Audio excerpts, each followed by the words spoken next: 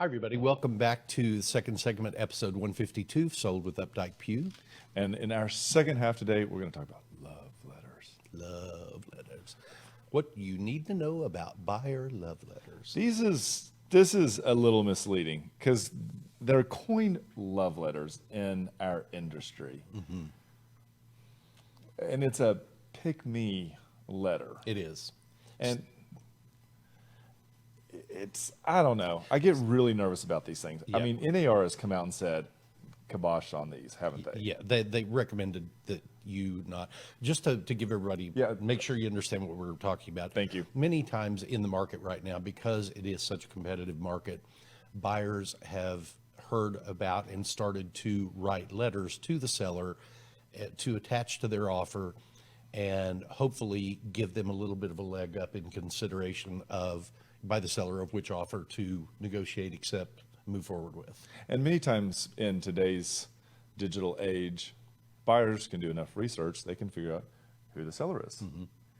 And then they try to bridge that gap.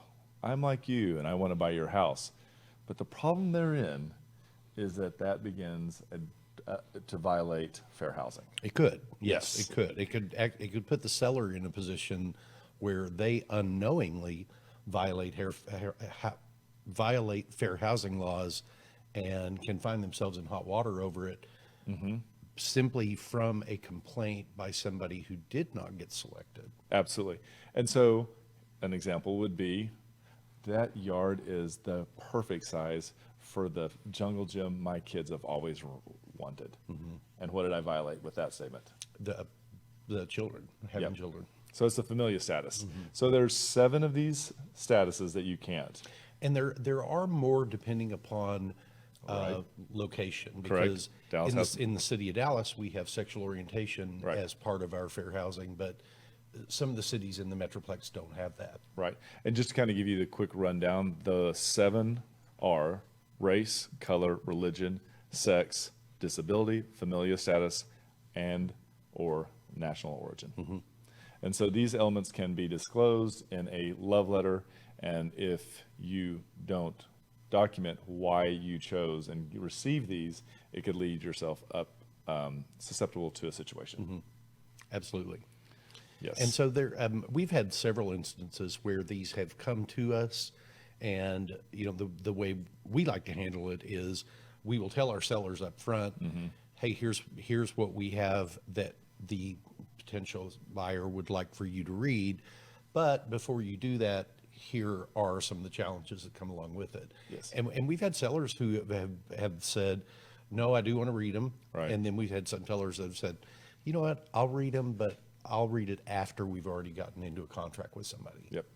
And it's very interesting because it is so serious that in Oregon, they passed a law that will go into effect in January of 2022 that says no other correspondence other than documented contracts mm-hmm. can be exchanged, which is really great because at the end of the day, this is an investment. Yes, it's your home, but you don't want to get sidetracked by an emotional love letter. You really don't. And in our experience, I don't think we've ever really had a situation where it has really helped a buyer move forward or not. I don't think forward. So. I think you and I pretty much lean into the fact, like, let's look at elements within the contract that we can make as attractive as possible, lean in with those, and let money and time of when you would take possession of it, those speak to the seller versus the swing set or the pets or my mother loves the house. One of the examples that we were reading through was a situation where this was not one of our clients, but